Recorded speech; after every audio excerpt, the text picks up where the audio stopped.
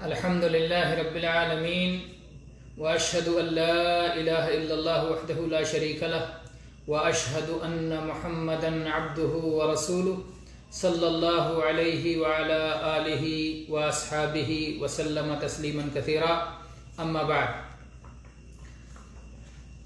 ہم یہ سلسلہ کتاب التوحید پڑھنے کے لیے شروع کر رہے ہیں، بلکہ اس سلسلے کو اثر نو جاری کر رہے ہیں. یہ سلسلہ چل رہا تھا لیکن درمیان میں منقطع ہو گیا تھا. اب اس پیج سے انشاءاللہ یہ سلسلہ آگے جاری ہوگا. کل ہم نے پڑھا تھا چھٹا باب من الشرک لبس الحلقۃ والخیط ونحوہما لرفع البلاء او دفعہ، اور آج انشاءاللہ ہم پڑھیں گے 7واں باب ما جاء فی الرقى والتمائم. آپ ان دونوں باب میں تھوڑا سا فرق محسوس کر رہے ہوں گے کہ پچھلے باب میں شیخ الاسلام محمد بن عبد الوہاب رحمہ اللہ نے باب اس طرح قائم کیا تھا من الشرک لبس الحلقۃ والخیط، کہ شرک کا حصہ ہے یا شرک میں سے ہے کڑا، چھلا اور دھاگا پہننا اور اس طرح کی چیزیں پہننا بلا کو ٹالنے کے لیے یا بلاؤں سے پہلے ہی سے تحفظ کے لیے. اور اس بار جب باب قائم کیا تو فرمایا باب ما جاء فی الرقى والتمائم، اس بات کا بیان کہ دم جھاڑ رقیہ منتر کے تعلق سے اور تمائم لٹکائی جانے والی چیزوں تعویذات وغیرہ کے تعلق سے کیا آیا ہے. تو آپ نے یہ صراحت نہیں کی کہ یہ بھی شرک کا ایک حصہ ہے. اس لیے صراحت نہیں کی کیونکہ اس کی قسمیں ہیں، بعض قسمیں شرک ہیں اور بعض قسمیں شرک نہیں ہیں، جائز ہیں.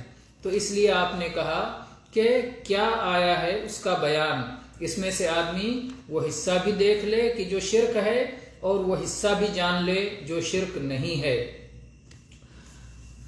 اس سلسلے میں شیخ نے سب سے پہلے حدیث پیش کی صحیحین کی دلیل کے طور پر، اور اس مسئلے کی وضاحت کے لیے صحیحین کی.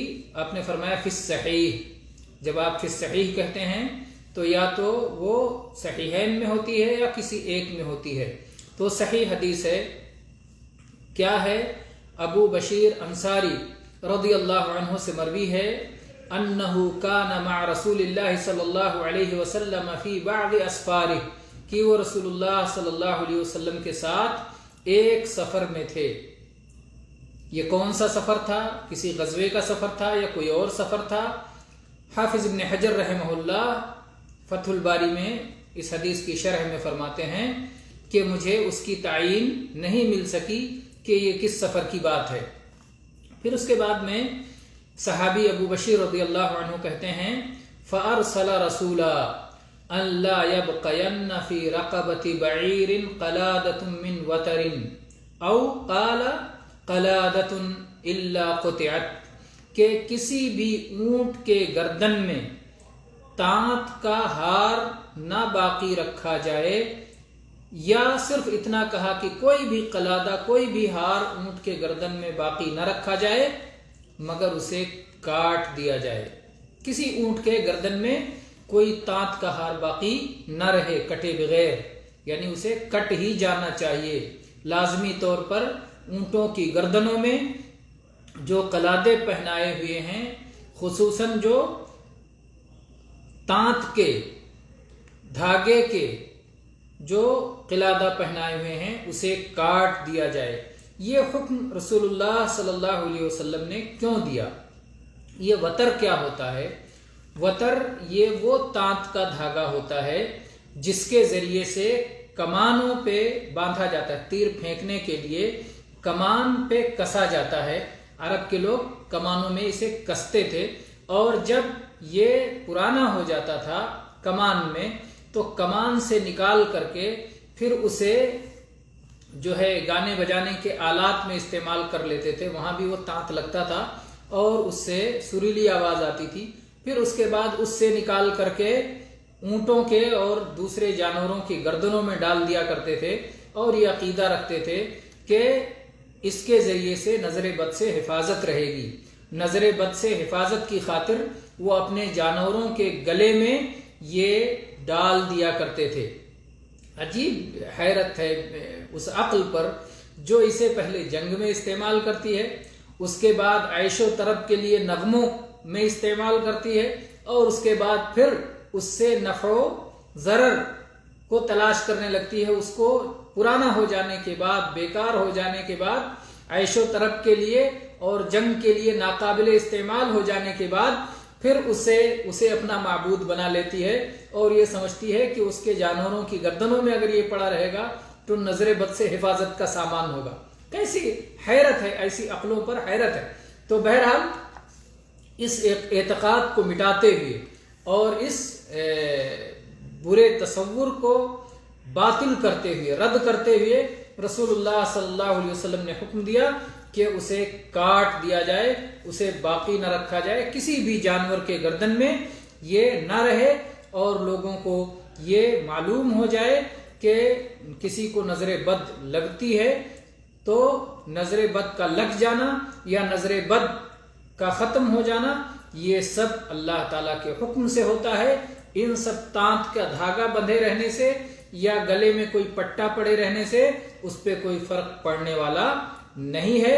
اس سے نظر بد سے حفاظت نہیں ہوگی، بلکہ اللہ تبارک و تعالیٰ پر توکل کرنا چاہیے اور اللہ تعالیٰ ہی سے نفع و ضرر کا عقیدہ رکھنا چاہیے. تو یہ رہی پہلی حدیث اس سلسلے کی جو شیخ نے پیش کی.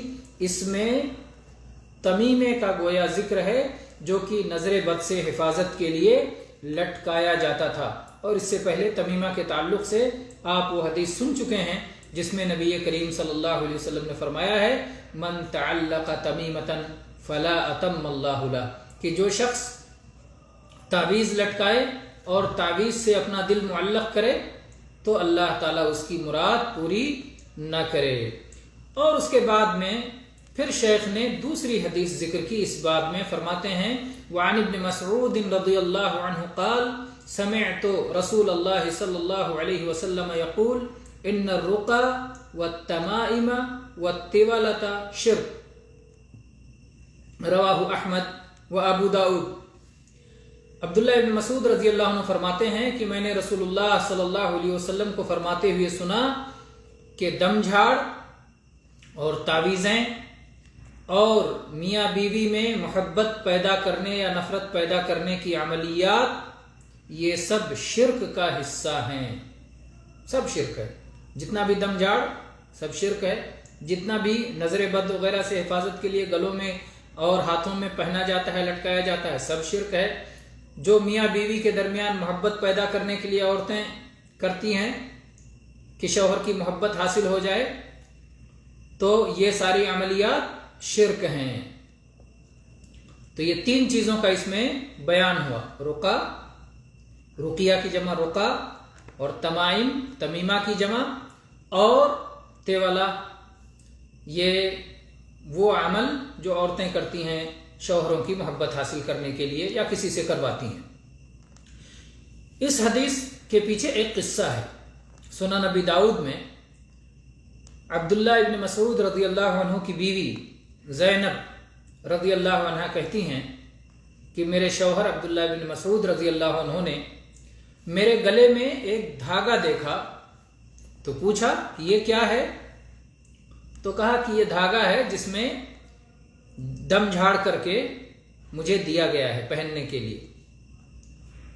تو اس دھاگے کو انہوں نے پکڑا اور اس کے بعد اسے توڑ دیا، کاٹ دیا، اور فرمایا انتم آل عبداللہ لا اغنیاء عن الشرک، کہ تم عبداللہ کی اولاد ہو. عبداللہ بن مسعود رضی اللہ عنہ صحابی رسول، فقیہ، عالم، ان کی اولاد ہو.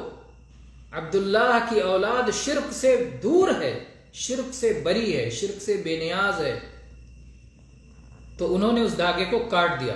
اور اس کے بعد میں یہ حدیث بیان کی کہ میں نے رسول اللہ صلی اللہ علیہ وسلم کو فرماتے ہوئے سنا ہے کہ دم جھاڑ، تعویذیں جو لٹکائی اور پہنی جائیں، تمائم اور تیولہ جو شوہر کی محبت حاصل کرنے کے لیے اعمال کیے جائیں، وہ سب شرک ہیں۔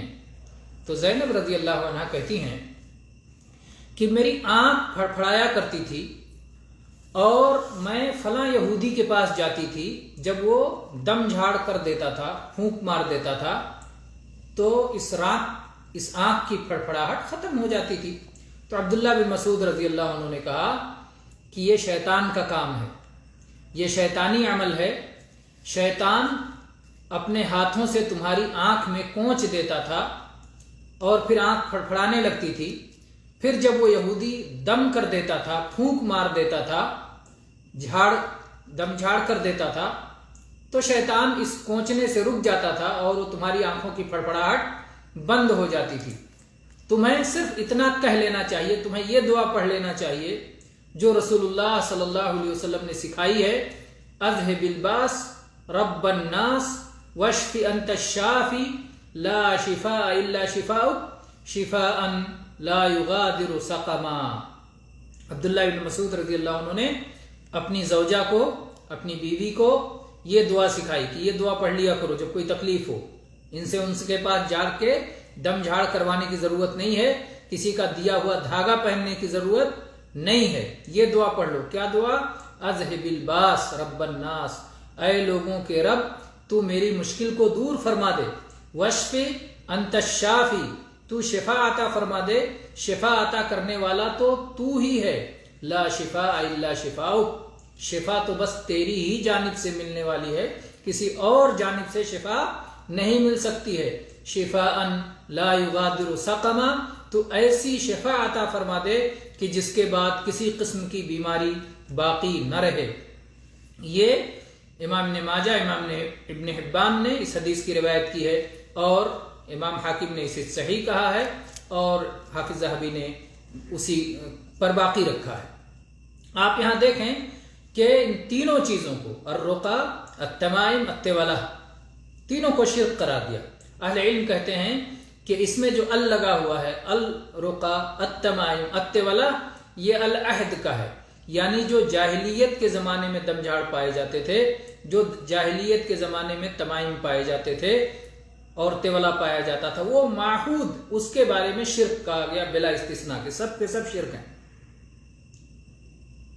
وہ جس کا ثبوت اور جواز ہے وہ نہیں کہا گیا ہے، اس کا ذکر اس میں نہیں کیا گیا ہے۔ خود جو ہے کیونکہ شیخ بھی یہ چیز ذکر کر چکے ہیں کہ رقا جو پڑھ کے پھونکا جاتا ہے، دم کیا جاتا ہے،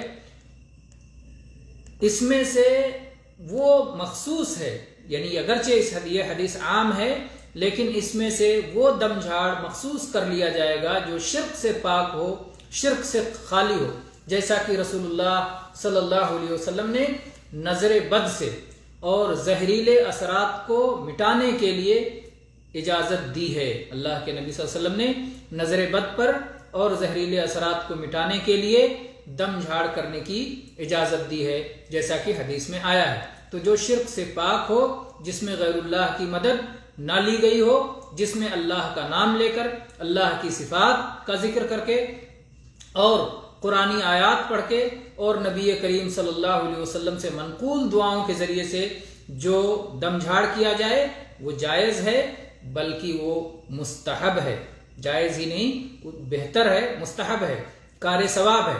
رسول اللہ صلی اللہ علیہ وسلم نے اس کی اجازت دی ہے، جیسا کہ یہ حدیث پہلے گزر چکی ہے۔ اسی طرح سے صحیح مسلم میں ایک حدیث آئی ہے، صحیح مسلم میں عوف ابن مالک رضی اللہ عنہ کی حدیث ہے کہ وہ کہتے ہیں کہ ہم جاہلیت کے زمانے میں دم جھاڑ کیا کرتے تھے، تو ہم نے رسول اللہ صلی اللہ علیہ وسلم سے دریافت کیا کہ اے اللہ کے رسول صلی اللہ علیہ وسلم، کیف تری فی ذلک، آپ کیا فرماتے ہیں؟ ہم جو جاہلیت کے زمانے میں دم جھاڑ کیا کرتے تھے تو اس سلسلے میں آپ کا کیا فرمانا ہے، آپ کا کیا حکم ہے؟ تو اللہ کے نبی صلی اللہ علیہ وسلم نے فرمایا اعرضوا علی رقاکم لا باس بالرقا ما لم تکن شرکا، کہ اپنے جو دم جھاڑ تم کیا کرتے تھے اسے میرے سامنے پیش کرو، بتلاؤ کہ اس میں کیا کہتے تھے، کیا پڑھتے تھے۔ اور یہ بات یاد رکھو، آپ نبی کریم صلی اللہ علیہ وسلم عموماً کلی قواعد دے دیا کرتے تھے جو کہ بہت سارے مسائل پر فٹ ہو جائے اور وہ مسئلہ پوری طرح سمجھ میں آ جائے، اور اللہ تعالیٰ نے آپ کو جوامع الکلم سے نوازا تھا، یا آپ کی خصوصیات اور امتیازات میں سے تھا۔ تو آپ نے فرمایا لا باس بالرقیٰ ما لم تکن شرکا، کہ کسی بھی دم جھاڑ میں کوئی حرج نہیں ہے جب تک کہ اس میں شرک نہ ہو۔ اگر وہ شرک سے پاک ہے، شرک سے خالی ہے، شرک سے بری ہے، شرک سے بعید ہے، تو ایسا دم جھاڑ کرنے میں حرج نہیں ہے۔ تو آپ نے ایک اصول دے دیا۔ یہ صحیح مسلم کی حدیث ہے۔ شیخ الاسلام محمد ابن عبد الوہاب رحمہ اللہ نے اس باب کے اختتام پر جو مسائل کا استنباط کیا ہے اس میں آپ نے لکھا ہے ان هذه الثلاث كلها من الشرك من غیر استثناء، کہ یہ تینوں دم جھاڑ، رقیٰ اور تمائم اور طولا، یہ بلا استثناء سب کے سب شرک ہیں۔ اور اس کے بعد میں شیخ نے لکھا ان الرقیۃ بالکلام الحق من العین والحمى لیس من ذلک، کہ البتہ جو کلام برحق ہو اور نظر بد اور زہریلے اثرات کو مٹانے کے لیے دم جھاڑ کیا جائے تو اس میں سے نہیں ہے، وہ اس رقیہ میں مردود اور ممنوع رقیہ میں نہیں آتا۔ اس موقع پر ایک شیخ نے بڑا دلچسپ قصہ ذکر کیا ہے۔ انہوں نے کہا کہ ایک عالم، کتاب التوحید کا عالم ایک مقام پہ گیا، اور جو لوگ ان شرکیات اور خرافات میں مبتلا تھے ان سے گفتگو ہونے لگی۔ تو اس شخص نے کہا کہ تم لوگ تو بس محمد بن عبد الوہاب کی تقلید کرتے ہو، تم لوگ مقلد ہو، ان کی باتیں خالی مانتے ہو، جو کہہ گئے وہ بس اسی کو جو ہے دہراتے رہتے ہو۔ تو اس عالم نے کہا، کتاب التوحید کے عالم نے کہا کہ اس وقت اگر محمد ابن عبد الوہاب رحمہ اللہ زندہ ہو کر اپنی قبر سے لوٹ آئیں اور کہیں کہ ان باتوں کو چھوڑ دو تو ہم چھوڑ نہیں سکتے۔ جانتے ہو کیوں؟ اس لیے کہ یہ باتیں محمد ابن عبد الوہاب کی نہیں ہیں، بلکہ یہ محمد ابن عبداللہ محمد الرسول اللہ صلی اللہ علیہ وسلم کی باتیں ہیں، یہ قرآن پاک کی باتیں ہیں۔ محمد ابن عبد الوہاب رحمہ اللہ نے بس یہ کیا ہے کہ ہم تک ان باتوں کو پہنچا دیا ہے، آپ کا اس سے زیادہ کوئی اثر نہیں ہے۔ تو ہم کو تم یہ کہتے ہو کہ ہم محمد ابن عبد الوہاب کے مقلد ہیں، تو میں تم سے واضح طور پر یہ بات کہتا ہوں کہ اگر وہ اپنی قبر سے نکل کے آ جائیں اور کہیں کہ ان باتوں کو چھوڑ دو تو ہم ان کی باتوں کو نہیں چھوڑ سکتے، ان باتوں کو انہی کے کہنے پر نہیں چھوڑ سکتے، اس لیے کہ یہ اللہ کی باتیں ہیں، یہ رسول اللہ صلی اللہ علیہ وسلم کی باتیں ہیں، وہ پہنچانے والے ہیں، اس سے زیادہ ان کا کوئی اثر نہیں ہے۔ اور یہی ہماری دعوت سب کے لیے ہے کہ ہر کوئی اللہ کی بات مانے اور رسول اللہ صلی اللہ علیہ وسلم کی بات مانے، جو دین آسمان سے اترا ہے اس دین کو مانے، اپنی طرف سے کہانیاں نہ گڑھے، فلسفے نہ گڑھے، خواب نہ بیان کرے، حکایات اور منامات کے پیچھے نہ بھاگے، فلسفے نہ بگھارے، عقلی پہلوانی نہ کرے، اللہ اور اس کے رسول کی اتباع کرے۔ اطیعوا اللہ و اطیعوا الرسول، اگر آپ یہ کر لیتے ہو تو پھر آپ کامیاب ہو، اگر یہ نہیں کرتے تو پھر آپ گمراہی میں بھٹکتے رہو۔ بہرحال کہنا یہ تھا، بات یہ چل رہی تھی کہ اس میں جو شیخ نے لکھا ہے تو صحیح مسلم کی حدیث میں ثابت ہے کہ کوئی بھی رقیہ، کوئی بھی دم جھاڑ اگر وہ شرک سے خالی ہے تو پھر وہ جائز ہے، اور اس سلسلے میں بہت ساری احادیث ہیں۔ چنانچہ امام خطابی کہتے ہیں کہ رسول اللہ صلی اللہ علیہ وسلم نے خود بھی دم جھاڑ کیا ہے اور آپ پر بھی دم جھاڑ کیا گیا ہے، آپ نے اس کا حکم دیا ہے، آپ نے اس کی اجازت دی ہے۔ اگر کوئی دم جھاڑ قرآنی آیات کے ذریعے سے ہو، اللہ کے ناموں کے ذریعے سے ہو تو یہ جائز ہے، بلکہ یہ مأمور بہا ہے، جس کا حکم دیا گیا ہے۔ اور جس طرح کے دم جھاڑ کی ممانعت آئی ہے وہ ممانعت ان چیزوں میں ہے جو ایسی زبان میں ہو جو آپ کو سمجھ میں نہ آئے، عربی زبان میں نہ ہو بلکہ کسی اور زبان میں ہو جو عرب نہ سمجھتے ہوں، یا اگر غیر عربی مسلمان ہے اور اس کی زبان میں نہیں ہے بلکہ کسی اور زبان میں ہے یا اسی کی زبان میں ہے یا عربی ہی زبان میں ہے لیکن اس کا معنی نہیں سمجھ میں آتا ہے، تو ایسی چیزوں سے کہ پتہ نہیں وہ باتیں کفر ہیں، پتہ نہیں وہ باتیں شرک ہیں، وہ کیا ہیں ہمیں نہیں پتہ، اس لیے ہم اس کے ذریعے سے دمجھاڑ نہیں کر سکتے۔ عربی میں ہو، اس کا معنی معلوم ہو، وہ کفر و شرک سے خالی ہو، تبھی اس سے ہم دمجھاڑ کر سکتے ہیں۔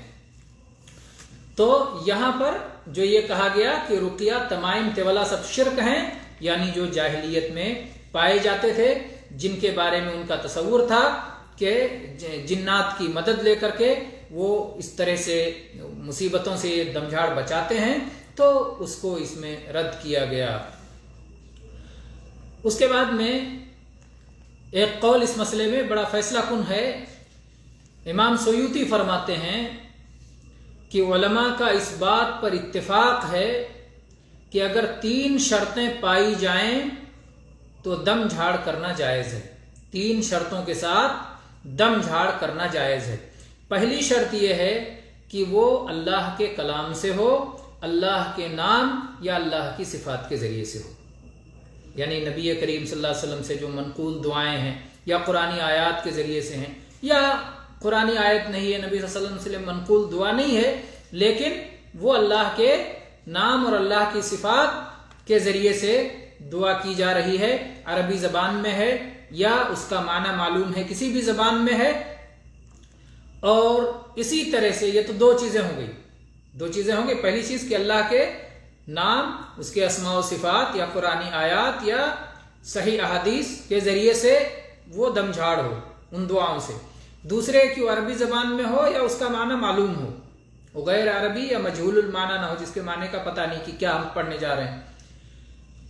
اور تیسری چیز یہ ہے کہ دم جھاڑ کرنے والا یہ عقیدہ رکھے کہ دم جھاڑ بذات خود مؤثر نہیں ہے، بلکہ اللہ تبارک و تعالیٰ کے اذن سے، اللہ کی تقدیر سے یہ اثر کرتا ہے۔ تو اگر یہ 3 شرطیں پائی جائیں تو کوئی بھی دم جھاڑ جائز ہے، ورنہ جائز نہیں ہے۔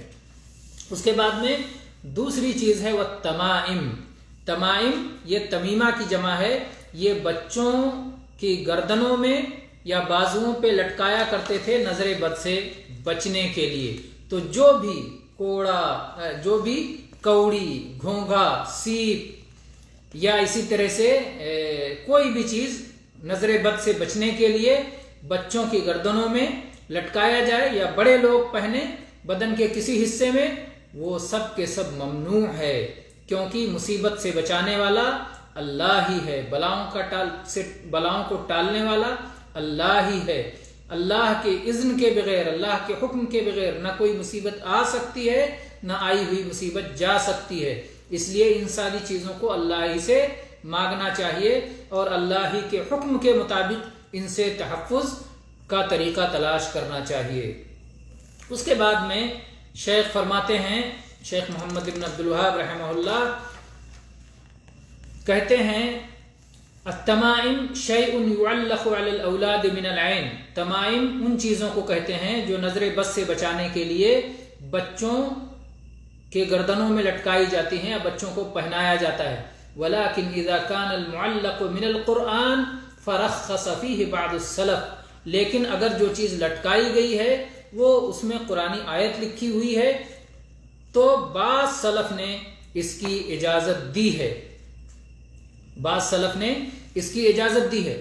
اور فرماتے ہیں وَبَعْضُهُمْ لَمْ يُرَخِّصْ فِيهِ، اور بعض سلف نے اس کی اجازت نہیں دی ہے۔ وَيَجْعَلُهُ مِنَ الْمَنْهِيِّ عَنْهُ، اور اس سے انہوں نے منع کیا ہے۔ اور ان اسلاف میں سے جنہوں نے اسے ممنوع قرار دیا ہے عبداللہ ابن مسعود رضی اللہ عنہ ہیں۔ تو جو یہاں شیخ الاسلام محمد ابن عبد الوہاب رحمہ اللہ فرما رہے ہیں کہ بعض سلف نے اجازت دی ہے، تو ان کا مقصد یہ ہے کہ صحابہ و تابعین اور ان کے بعد جو علماء گزرے ہیں تو وہ اگر قرآنی آیات کی تعویذ ہو تو اس کو لٹکانے کے سلسلے میں ان کے درمیان اختلاف ہے۔ بعض کہتے ہیں ایسا کرنا جائز ہے اور بعض کہتے ہیں کہ ایسا کرنا جائز نہیں ہے۔ اور ان میں سے عبداللہ ابن مسعود رضی اللہ عنہ اور ان کے اصحاب ہیں جو یہ کہتے ہیں کہ ایسا جائز نہیں ہے، جس میں سے عبداللہ ابن مسعود رضی اللہ عنہ کے ساتھ عبداللہ ابن عباس رضی اللہ عنہ ہیں، اور اسی طرح سے حذیفہ رضی اللہ عنہ، عقبہ ابن عامر اور ابن عکیم اور تابعین میں سے ایک جماعت ہے، اور اسی طرح سے عبداللہ ابن مسعود رضی اللہ عنہ کے اصحاب ہیں۔ تو بہرحال ممنوع کرنے ان چیزوں کو، تعویذ کو، بھلے اس میں قرآنی آیات ہوں، اس کو منع کرنے کا سلف کی ایک جماعت کا قول ہے۔ اور اگر غور کیا جائے، غور و فکر کیا جائے، تو یہی بات برحق معلوم ہوتی ہے، اور یہی بات زیادہ درست معلوم ہوتی ہے، اور اس کے 3 اسباب ہیں۔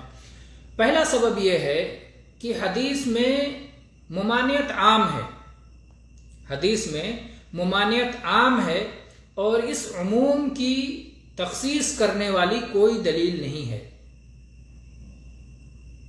تو تمائم من تعلق تمیمتا فقد اشرک، تمیمہ عام ہے، اور اس کو آپ قرآنی آیات کے ذریعے تخصیص کرنے کے لیے آپ کے پاس دلیل ہونا چاہیے، اور ایسی کوئی دلیل نہیں ہے۔ اور دوسری وجہ جس کی وجہ سے ممانعت ہی راجح معلوم ہوتی ہے، وہ ہے سد ذریعہ۔ سد ذریعہ کا مطلب یہ ہے کہ اگر آپ قرآنی آیات والی تعویذوں کی اجازت دیں گے تو پھر وہ تعویذیں بھی جاری ہو جائیں گی جو قرآنی آیات کے بجائے شرکیہ تعویذات ہیں، جس میں نمبرات لکھے ہوتے ہیں، جس میں کچھ بھی الٹی سیدھی لکیریں کھینچی ہوتی ہیں، جس میں غیر اللہ کا نام لکھا ہوا ہوتا ہے، جس میں غیر مفہوم چیزیں لکھی ہوئی ہوتی ہیں، وہ سب کے سب چل پڑیں گی۔ تو یہ چور دروازہ ہو جائے گا، قرآنی آیات کی تعویذ کی اجازت دینا ایک چور دروازہ ہو جائے گا، جس کی وجہ سے ہر طرح کے تعویذیں شروع ہو جائیں گی، چل پڑیں گی۔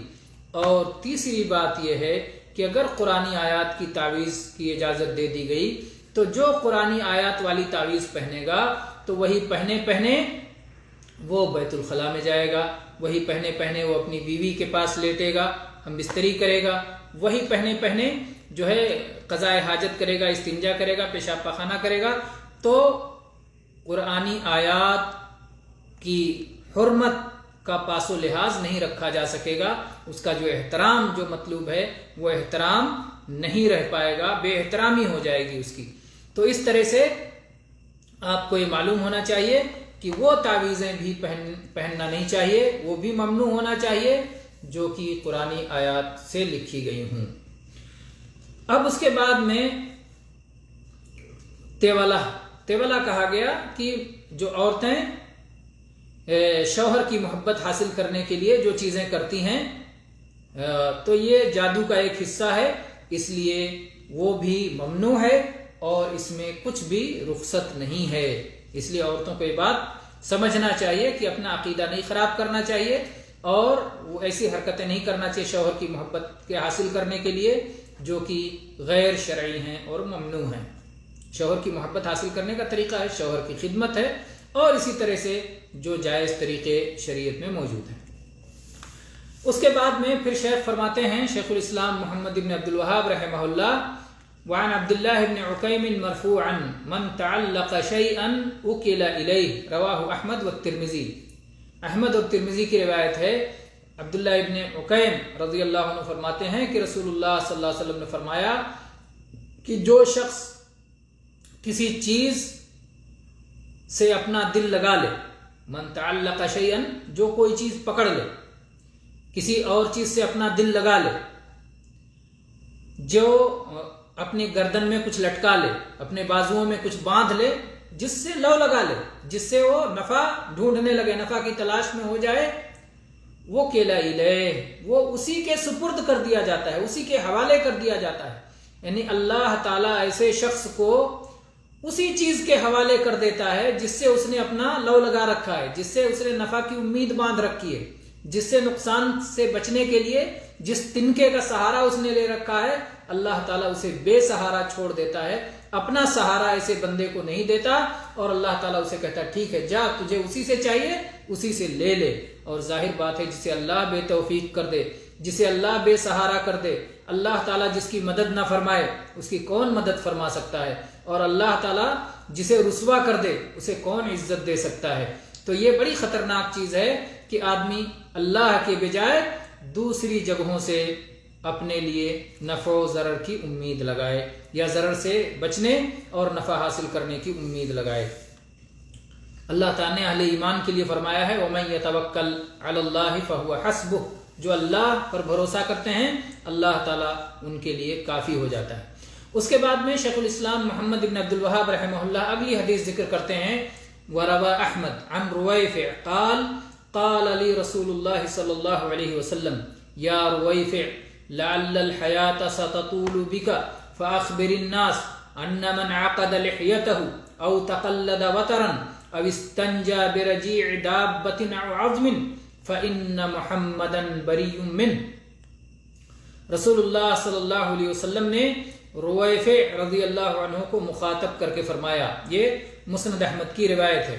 آپ نے کہا، رویفع خود بیان کرتے ہیں رضی اللہ عنہ کہ مجھ سے رسول اللہ صلی اللہ علیہ وسلم نے فرمایا، اے رویفع امید ہے کہ تمہیں لمبی زندگی ملے گی، لعل الحیات ستطول بک، تمہیں لمبی زندگی ملے گی، اور تم ایسے حالات دیکھو گے کہ لوگ دین کے ناسمجھ ہوں گے اور شرعیت کی خلاف ورزی کریں گے، تو تم انہیں بتلا دینا، فاخبر الناس، تو تم لوگوں کو بتلا دینا، ان من عقد لحیتہ، کہ جو شخص اپنی داڑھی کو باندھے، او تقلد وترن، یا تانت کا قلادہ پہنے، خود اپنے گردن میں تانت کا قلادہ پہنے، ہار پہنے، اپنی گردن میں تانت کا دھاگا باندھ لے، یا اپنے کسی جانور کے گردن میں باندھے، او استنجا برجیع دابۃ او عظم، یا استنجا کرے کسی جانور کی لید سے یا کسی ہڈی سے، تو اسے بتا دینا کہ محمد صلی اللہ علیہ وسلم اس سے بری ہیں، محمد صلی اللہ علیہ وسلم کا ایسے شخص سے کوئی تعلق نہیں ہے، وہ آپ کی شریعت کی خلاف ورزی کر رہا ہے۔ اگر وہ محمد صلی اللہ علیہ وسلم سے اپنا تعلق رکھنا چاہتا ہے تو اسے ایسے کام نہیں کرنا چاہیے۔ تو اس میں رسول اللہ صلی اللہ علیہ وسلم کے معجزات میں سے ایک معجزہ اور آپ کے سچے نبی ہونے کی نشانیوں میں سے ایک نشانی ظاہر ہوئی، اور وہ یہ ہے کہ آپ نے جو پیشین گوئی فرمائی تھی کہ تمہاری امید ہے کہ تمہیں طویل زندگی نصیب ہوگی، تو یہ صحابی رویفع رضی اللہ عنہ کو طویل زندگی نصیب ہوئی، اور یہ سن 56 ہجری تک یہ زندہ رہے، اور سن 56 ہجری میں ان کی وفات ہوئی۔ اور اس کے بعد میں آپ نے جو فرمایا کہ لوگوں کو خبر دے دینا، لوگوں کو بتا دینا، اس سے معلوم ہوتا ہے کہ جس کے پاس شریعت کا علم ہو، اگر وہ کہیں اس علم کی خلاف ورزی ہوتے ہوئے دیکھے تو یہ اس کی ذمہ داری ہے کہ وہ حق بات پہنچا دے، وہ اللہ کے نبی صلی اللہ علیہ وسلم کی شریعت، آپ کی حدیث، آپ کا دین ان لوگوں تک پہنچا دے جو اس کی خلاف ورزی میں مبتلا ہیں۔ تو آپ نے 3 چیزوں کو ذکر کیا کہ جو شخص یہ 3 کام کرے یا ان 3 کاموں میں سے کوئی ایک کام کرے تو محمد صلی اللہ علیہ وسلم اس سے بری ہیں۔ پہلی چیز فرمایا، جو اپنی داڑھی کو باندھے۔ جاہلیت کا ایک طریقہ یہ تھا کہ وہ لوگ اپنی شان و شوکت کے طور پر، گھمنڈ کے طور پر اپنی داڑھی کو لپیٹتے تھے، باندھتے تھے، تو یہ ان کے لیے ایک تکبر کی چیز ہوتی تھی، ایک متکبرانہ روش تھی۔ اس سے اللہ کے نبی صلی اللہ علیہ وسلم منع فرمایا۔ داڑھی کے بارے میں آپ کا حکم یہ ہے کہ داڑھی کو اپنی حالت پہ چھوڑ دو، داڑھی کو بڑی رکھو، داڑھی کو لٹکاؤ، اور داڑھی کو عزت دو، اسے بھرپور رکھو۔ یہ آپ نے حکم دیا ہے، اس کو کاٹنے یا اس کو لپیٹنے یا اس کو باندھنے یا اسی طرح سے اس کو اینٹنے اور موڑنے سے منع فرمایا ہے، ان چیزوں سے منع فرمایا ہے، بلکہ اس کو چھوڑ دینا چاہیے اور اسے بھرپور رکھنا چاہیے۔ اور خود رسول اللہ صلی اللہ علیہ وسلم کی داڑھی بہت گھنی داڑھی تھی، تو یہ شریعت میں داڑھی کے متعلق حکم ہے کہ داڑھی کو باندھنا یا لپیٹنا نہیں ہے، بلکہ اسے آزاد چھوڑ دینا ہے۔ اس کے بعد دوسری چیز آپ نے فرمائی کہ جو شخص تانت کا قلادہ پہنے، یعنی تانت کا قلادہ خود اپنے گردن میں پہنے یا کوئی بھی دھاگا اپنے گردن میں یا اپنے جانوروں کی گردنوں میں پہنائے نظر بد سے بچنے کے لیے، بطور تعویذ اگر کوئی پہنتا ہے تو وہ بھی ممنوع ہے اور اس سے بچنا چاہیے۔ ایک دھاگے سے جو آدمی نفع و نقصان کی امید رکھتا ہے اسے کہا گیا کہ محمد صلی اللہ علیہ وسلم بری ہیں. تو جو شخص کسی مردے سے امید رکھتا ہے جو کہ اسے کوئی نفع نقصان، دھاگا تو کم سے کم اس کے ہاتھ میں ہے، اس سے کوئی چیز باندھ سکتا ہے. مردہ جو یہ بھی کچھ بھی نہیں کر سکتا. جو مردوں سے نفع و نقصان کی امید لگائے بیٹھے ہیں وہ کس قدر انہیں اسلام کی سمجھ نہیں ہے اور کس قدر وہ فہم اسلام سے اور فہم توحید سے دور ہیں. افسوس کی بات ہے. پھر اس کے بعد میں آپ نے فرمایا کہ جو شخص کسی جانور کے گوبر سے، جانور کی لید سے یا اسی طرح سے ہڈی سے استنجا کرے تو محمد صلی اللہ علیہ وسلم اس سے بری ہیں. اللہ کے نبی صلی اللہ علیہ وسلم کی سلسلے میں صحیح مسلم میں حدیث ہے عبداللہ بن مسعود رضی اللہ عنہ کی کہ نبی صلی اللہ علیہ وسلم فرمایا کہ جانوروں کے لید سے، گوبر سے اور ہڈی سے استنجا نہ کیا کرو. فَإِنَّهُ زَادُ إِخْوَانِكُم مِّنَ الْجِنِّ، کیونکہ یہ تمہارے جنات بھائیوں کی خوراک ہے. جنات بھائیوں کی خوراک ہے. گوبر، لید، جانوروں کی لید، اسی طرح سے ہڈیاں، یہ جنات بھائیوں کی خوراک ہے. اس لیے اس سے استنجا نہ کرو، اسے گندا نہ کرو، اسے خراب نہ کرو. اور جو کوئی اس سے استنجا کر لے گا وہ پاک نہیں مانا جائے گا، کیونکہ نبی صلی اللہ علیہ وسلم نے اس سے منع فرمایا ہے. اور ایک حدیث میں الفاظ آئے ہیں انہما لا یطہران، کہ یہ دونوں چیزیں پاک کرنے والی نہیں ہیں، ان سے پاکی حاصل نہیں ہوگی. تو بہرحال کہنا یہ ہے کہ اس میں، اس باب سے اور توحید سے جو چیز متعلق ہے وہ ہے تقلد وترن، کہ جو شخص کسی تانت کے دھاگے کا قلادہ بنائے، چاہے اپنے لیے چاہے اپنے جانور کے لیے. اور اس کے بعد میں پھر شیخ الاسلام نے یہ دو آثار ذکر کیے ہیں. سعید ابن جبیر معروف تابعی ہیں، ان سے ذکر کیا کہ انہوں نے فرمایا من قطع تمیمۃ من انسان کان کعدل رقبہ، کہ جو شخص کسی انسان کی گردن سے تعویذ کاٹ دے، تعویذ توڑ کے نکال دے، تو گویا اس نے ایک غلام کو آزاد کر دیا. اہل علم نے اس کی شرح اس طرح کی ہے کہ جب آپ کسی شخص کے گردن سے تعویذ اتار دیتے ہیں، کسی کے بازو سے تعویذ اتار دیتے ہیں، کسی کی کمر سے تعویذ اتار دیتے ہیں، تو وہ جو شیطان کی غلامی میں گرفتار تھا آپ اس غلامی سے آزاد کر کے توحید کے وسیع میدان میں پہنچا دیتے ہیں. تو غلامی سے جس طرح سے ایک غلام کو آپ نے آزاد کیا، ظاہری غلامی میں مبتلا تھا، اسی طرح سے یہ شخص اپنے عقیدے کی غلامی میں مبتلا تھا. تو جب آپ نے اس کی تعویذ کو نکال کے پھینک دیا، کاٹ دیا، تو اس کو شیاطین کی غلامی سے آزاد کر دیا. اسی طرح سے ابراہیم النخعی کے جو ہے کا اثر ذکر کیا ہے شیخ الاسلام نے کہ کانوا یکرہون التمائم کلہا من القرآن وغیر القرآن، کہ سلف صالحین اور عبداللہ ابن مسعود رضی اللہ عنہ کے اصحاب ہر طرح کی تعویذات کو حرام سمجھتے تھے. یکرہون مکروہ جانتے تھے، یہ سلف کی زبان میں تحریم کے لیے آتا ہے. ناپسند کرتے تھے یعنی اسے حرام سمجھتے تھے، اسے ممنوع سمجھتے تھے، چاہے قرآن کی تعویذ ہو چاہے قرآن کے سوا کسی اور چیز کی تعویذ ہو. اس کے فوائد، اس باب کے فوائد ذکر کرتے ہوئے شیخ نے کل 9 فوائد ذکر کیے ہیں. پہلا فائدہ یہ کہ رقیہ اور تمائم کا کیا مطلب ہے اس باب سے واضح ہو گیا. تیولا کی کیا تفسیر ہے اس سے واضح ہو گیا. اور اس باب سے یہ بھی پتہ چل گیا کہ رقیہ، تمائم اور تیولا، دم جھاڑ، تعویذیں اور محبت، شوہر کی محبت پیدا کرنے والی عملیات، یہ سب کے سب شرک ہیں بلا استثناء. اور اسی طرح سے اس کی تفصیل بتائی جا چکی ہے. اور اگر دم جھاڑ یہ کلام برحق کے ذریعے سے ہو اور نظر بد یا زہریلے اثرات کے لیے ہو تو اس میں سے نہیں ہے، بلکہ کوئی بھی دم جھاڑ جو شرک سے خالی ہے وہ معزون ہے، اس کی اجازت ہے، وہ مرخص ہے اور وہ حرام میں سے نہیں ہے.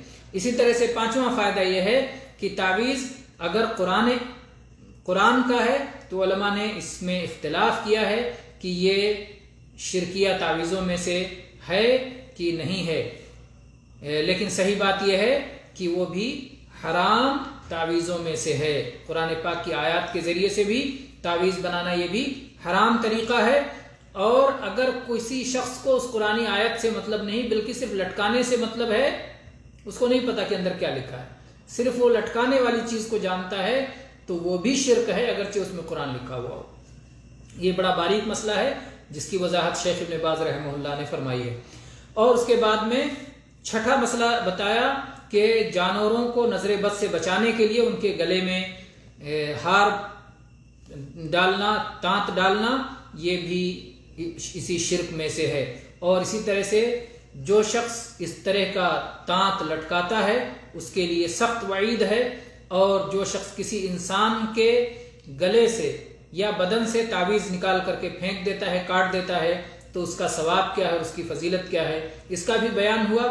اور اسی طرح سے جو ابراہیم نخعی نے یہ بیان کیا کہ سلف صالحین ہر طرح کی تعویذوں کو حرام جانتے تھے، چاہے قرآن کا ہو چاہے غیر قرآن کا ہو، تو ان کے کلام میں کوئی اختلاف نہیں ہے، کیونکہ اس سے ان کی مراد، ان کا مقصود ہے عبداللہ بن مسعود رضی اللہ عنہ کہ اصحاب سب کے سب اسے حرام جانتے تھے۔